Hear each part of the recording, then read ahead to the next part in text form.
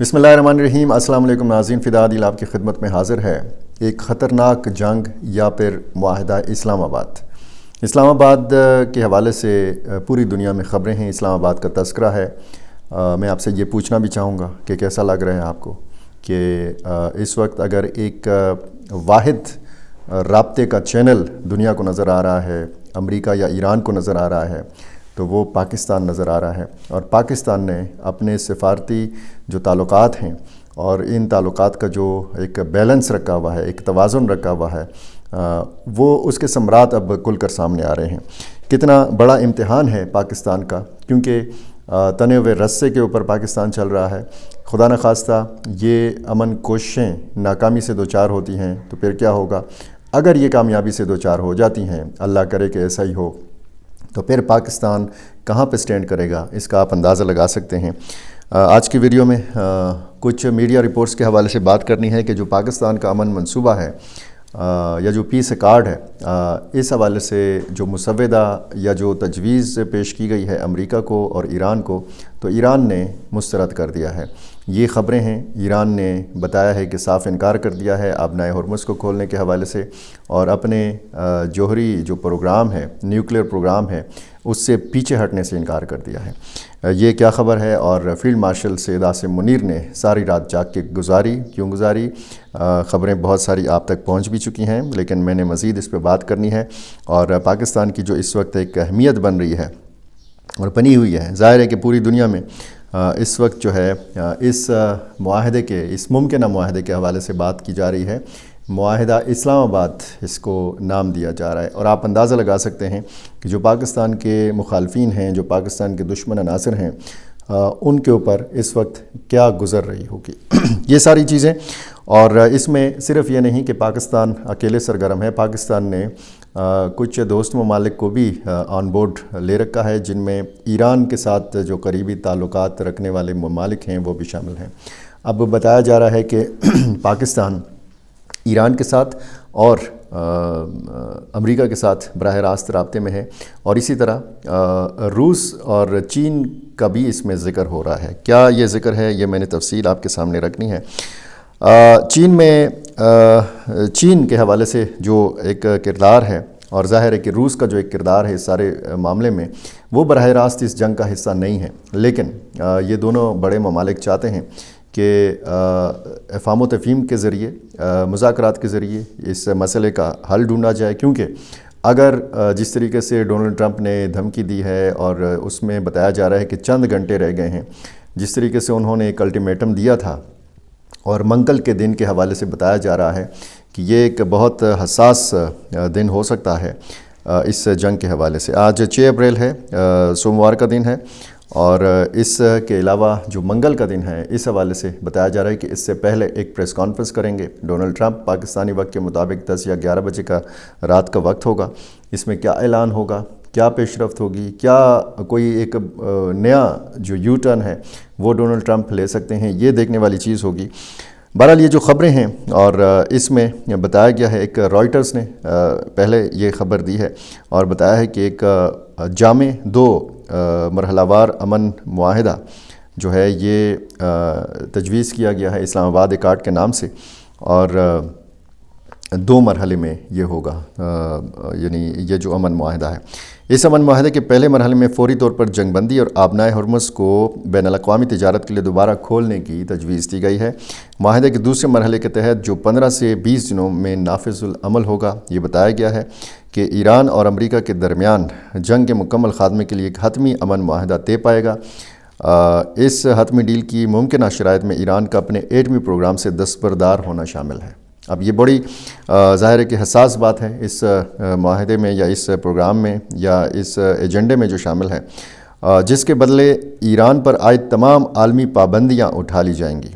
अब ये ज़ाहिर है कि ईरान का जो एटमी प्रोग्राम है, इसके ऊपर बारगेनिंग होगी, और इस एटमी प्रोग्राम से जब दस्तबरदार हो जाएगा ईरान, तो उस पर तमाम की तमाम जो आलमी पाबंदियाँ हैं, जो अमरीकी पाबंदियाँ हैं, जब हम आलमी पाबंदियों का जिक्र करते हैं तो वो अमरीकी ही पाबंदियाँ होती हैं। आपको पता है कि किस तरीके से इस सूरत हाल से और ईरान के ऊपर पाबंदियों से पाकिस्तान किस हद तक मुतासर हो रहा है। تو یہ جو فارمولہ بنایا گیا ہے اس کے تحت ایران کے منجمد اثاثوں کی واگزاری، عالمی سطح پر تیل کی فروخت کی کلی اجازت اور آبنائے ہرمز کے لیے ایک مستقل فریم ورک کی تشکیل بھی شامل ہے۔ سفارتی ماہرین پاکستان کی اس ثالثی کوشش کو خطے میں امن اور عالمی معیشت کے استحکام کے لیے ایک گیم چینجر قرار دے رہے ہیں۔ دنیا بھر کی نظریں پاکستان کے اوپر ہیں اور پاکستان کا جو اس میں کردار ہے، اب ظاہر ہے کہ اس میں کردار جو ہمیں جو دیکھنے کو ملتا ہے اور بتایا جاتا ہے، اور عالمی جو رپورٹس ہیں اور جو انٹرنیشنل میڈیا کی رپورٹس ہیں، وہ ساری رپورٹس گھومتی ہیں ارد گرد فیلڈ مارشل سید عاصم منیر کے، اور بتایا گیا ہے کہ یہ بہت قریبی رابطے میں تھے، ساری رات یہ رابطے میں تھے ایران کے ساتھ بھی اور امریکہ کے ساتھ بھی۔ یہ صورتحال بتاتی ہے کہ ممکنہ طور پر یہ معاہدہ ہو سکتا ہے، اور اس میں اگر یہ معاہدہ ہوتا ہے اور پھر جیسے فیلڈ مارشل سید عاصم منیر کے حوالے سے بتایا جاتا ہے، ایک تو ان کا جو سفارتی کردار تھا اور ڈونلڈ ٹرمپ کے ساتھ ان کے قریبی جو تعلقات ہیں وہ ظاہر ہے کہ کسی سے ڈکے چھپے نہیں ہیں، اور انہی تعلقات کا استعمال کیا ہے فیلڈ مارشل سید عاصم منیر نے، اور ساتھ میں جو ایران کی قیادت کے ساتھ قریبی رابطہ ہے۔ تو یہ جو دو طرفہ تعلقات کا توازن ہے، اس میں خاصی اہمیت اختیار کر گئے ہیں فیلڈ مارشل سید عاصم منیر، اور بتایا جیسے یہ جاتا ہے کہ ساری رات انہوں نے جو ہے یہ رابطے رکھے ایران کے حکام کے ساتھ، امریکہ کے حکام کے ساتھ، اور یہ جو رائٹرز کی رپورٹ ہے اس میں کہا گیا ہے کہ یہ جو منصوبہ پیش کیا گیا ہے ایران کو، سب سے ایران کو بھی پیش کیا گیا ہے اور امریکہ کو بھی پیش کیا گیا ہے، لیکن کچھ میڈیا رپورٹس اب یہ بتاتی ہیں کہ پاکستان کی جو امریکہ اور ایران کو جنگ بندی کی تجویز ہے، یہ تہران نے اس کو مسترد کر دیا ہے۔ منصوبہ دونوں ممالک کو پیش کیا گیا، جو پیر کو نافذ العمل ہو سکتا ہے، منگل کو نافذ العمل ہو سکتا ہے، پیر کا دن تو پاکستانی وقت کے مطابق تقریباً گزر چکا ہے۔ اب یہ پتہ چلے گا ڈونلڈ ٹرمپ کی پریس کانفرنس میں کہ آگے کیا ہوگا۔ اب اس میں جو بتایا گیا ہے اس رائٹرز کی رپورٹ میں کہ پاکستان کے army chief field marshal Syed Asim Munir رات بھر امریکی نائب صدر جے ڈی وینس، خصوصی ایلچی اسٹیو وٹکوف اور ایرانی وزیر خارجہ عباس اریکچی کے ساتھ مسلسل رابطے میں رہے۔ اس کے علاوہ کہا گیا اس رپورٹ میں کہ تمام نکات پر آج ہی اتفاق اس لیے ضروری ہے کیونکہ وہاں سے دھمکیاں دی جا رہی ہیں، امریکہ کی طرف سے ڈیڈ لائن دی جا رہی ہے اور کچھ گھنٹے اس میں رہتے ہیں۔ ابتدائی مفاہمت کو ایک مفاہمتی یادداشت MOU کی شکل دی جائے گی۔ ان مذاکرات میں پاکستان واحد ایک رابطے کا چینل جو ہے اس کے طور پر اپنا کردار ادا کرے گا۔ اس رپورٹ میں یہ بتایا گیا تھا کہ امریکہ، ایران اور علاقائی ثالثوں کے درمیان ممکنہ طور پر 45 روزہ جنگ بندی پر بھی بات چیت جاری ہے، جو 2 مرحلوں پر مشتمل ایک ایسے معاہدے کا حصہ ہو سکتی ہے جو بالآخر جنگ کے مستقل خاتمے پر منتج ہوگی۔ حتمی معاہدے میں ایران کی جانب سے جوہری ہتھیاروں کے حصول سے دستبرداری، جیسے میں یہ آپ کو بتا چکا ہوں، بہت ساری چیزیں اگر میں دوبارہ پڑھ کے آپ کو سناؤں گا تو ظاہر ہے کہ ریپیٹیشن ہو جائے گی، لیکن صورتحال اب یہ ہے کہ اس میں دیکھا جائے گا کہ کیا ایران اتنا آسانی سے ان سارے نکات کے اوپر آمادہ ہو جائے گا جس طریقے سے فیلڈ مارشل سید عاصم منیر کے کردار کے حوالے سے بتایا گیا ہے۔ اور اب جو یہ عالمی کچھ رپورٹس یہ بتاتی ہیں کہ ایران نے یہ منصوبہ مسترد کر دیا ہے، تو اس میں ظاہر ہے کہ یہ حتمی طور پر نہیں کہا جا سکتا، کیونکہ ہم دیکھتے ہیں کہ فیک نیوز کا زمانہ ہے اور اینگلنگ بھی کی جاتی ہے، اور اسرائیل بالکل نہیں چاہتا کہ اس سارے معاملے میں پاکستان کا کردار ہو۔ ہندوستان جیسی طاقتیں بالکل نہیں چاہیں گی کہ پاکستان کا اس طریقے سے نام نامی بنے، اس کا کردار ہو۔ اب ظاہر ہے کہ انٹرنیشنل میڈیا میں طرح طرح کی رپورٹس آئیں گی، لیکن حتمی طور پر کچھ بھی اس حوالے سے اس لیے نہیں کہا جا سکتا کیونکہ ابھی اس حوالے سے مذاکرات ہونے ہیں، ابھی آمادگی باقی ہے۔ مسودہ یا یہ جو پلان ہے پاکستان کا، یہ دونوں بڑے فریقین کو موصول ہو چکا ہے۔ اسرائیل بھی اس معاملے کا فریق ہے۔ یہ سوال ابھی رہتا ہے کہ کیا امریکہ اس کی ضمانت لے سکے گا یا نہیں۔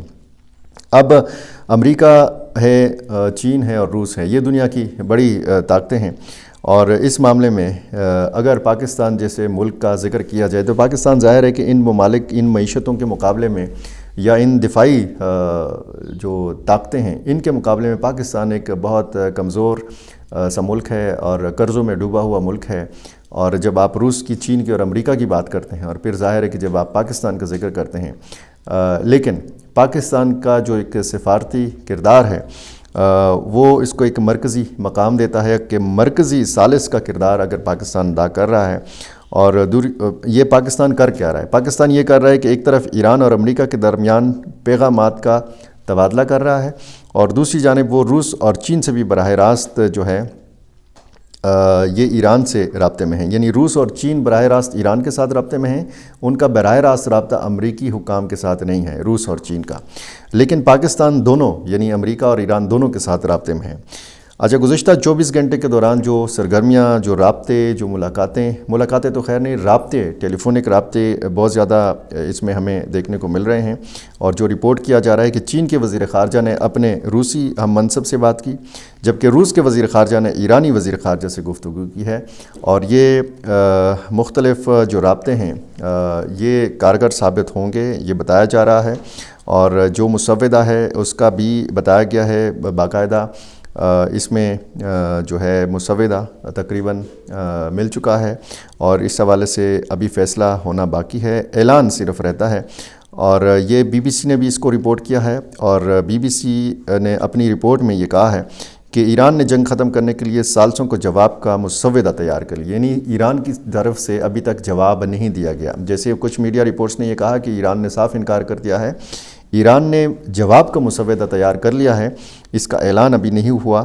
اور سرکاری میڈیا ایران کی وزارت خارجہ کے ترجمان کا کہنا ہے کہ امریکہ اسرائیل جنگ کے خاتمے کے لیے ثالثوں کی کوششوں کے جواب میں ایران نے اپنا مسودہ جو ہے ابھی اس کا اعلان نہیں کیا. اس رپورٹ کے بعد جو رائٹرز نے دی اس کے بعد یہ بتایا گیا کہ کوششیں جاری ہیں. سرکاری خبر رساں ایجنسی جو ایران کی ہے اس کے مطابق اسماعیل وقائی نے کہا ہے کہ امریکہ کی جانب سے ثالثوں کے ذریعے بھیجا گیا 15 نکاتی منصوبہ ہماری نظر میں کسی بھی طرح یہ بتایا گیا ہے کہ قابل قبول نہیں ہے. یہ بھی بی بی سی کی رپورٹ کا حصہ ہے. انہوں نے مزید کہا کہ جنگ ختم کرنے کے لیے مذاکرات الٹیمیٹمز اور جنگی جرائم کی دھمکیوں کے ساتھ مطابقت نہیں رکھتے. یہ بات انہوں نے ٹرمپ کی اس انتباہ کے تناظر میں کہی کہ اگر آبنائے ہرمز دوبارہ نہ کھولی گئی تو امریکہ ایران کے شہری انفراسٹرکچر کو نشانہ بنائے گا، پلوں کو نشانہ بنائے گا اور بجلی کے منصوبوں کو نشانہ بنائے گا، ایران کو اندھیروں میں ڈبوئے گا. ترجمان نے کہا کہ ایران نے اس کے بجائے اپنے مفادات اور ضروریات کی بنیاد پر مطالبات کا ایک سیٹ تیار کیا ہے. انہوں نے کہا کہ ہم شروع سے جانتے تھے کہ ہمیں کیا چاہیے اور کون سی سرخ لکیریں ہم پار نہیں کریں گے. ہماری پوزیشن آج بھی واضح ہے. جیسے ہی یہ بات چیت شروع ہوئی ہمارے جوابات تیار تھے. انہوں نے مزید کہا کہ ایران نے اپنے جوابات مکمل طور پر تیار کر لی ہیں اور مناسب وقت پر تفصیلات کا اعلان کیا جائے گا. یہ یہاں تک ڈیولپمنٹس ہیں. اور ایک بڑی پریس کانفرنس امریکہ میں ہوگی، فوجی جو حکام ہیں امریکہ کے ان کے ہمراہ ہوگی. ڈونلڈ ٹرمپ سامنے آئیں گے، کیا وہ کہیں گے، کیا وہ منہ سے نکالیں گے، یہ بھی بہت دیکھنے والی چیز ہوگی. کیونکہ جس طریقے سے وہ گالیوں پہ اتر آئے ہیں، جس طریقے سے وہ دھمکیوں پہ اتر آئے ہیں، اور جس طریقے سے ان کی ذہنی کیفیت کے حوالے سے بتایا جا رہا ہے عالمی میڈیا کے اندر، تو کچھ بھی ہو سکتا ہے. اب جیسے میں نے کہا کہ پاکستان ایک تنے ہوئے رسے کے اوپر چل رہا ہے، اور پاکستان نے ایک حساس جو ذمہ داری ہے وہ اپنے کاندھوں پہ لی ہوئی ہے. اس میں پاکستان کی سیاسی اور عسکری قیادت جو ہے اس کی طرف دیکھا جا رہا ہے، فیلڈ مارشل سعید عاصم منیر کی طرف دیکھا جا رہا ہے، ان کے تعلقات کے حوالے سے دیکھا جا رہا ہے. اور اگر یہاں پہ تھوڑی بہت پیش رفت ہوتی ہے اور اسلام آباد کے ذریعے ہوتی ہے تو پھر ظاہر ہے کہ آپ پھر پاکستان کا اگلا مقام پھر دیکھیں گے. میرا چینل آپ نے ابھی تک سبسکرائب نہیں کیا، یہ کر لیجئے. مجھے اپنی رائے سے ضرور نوازا کیجیے. بہت شکریہ.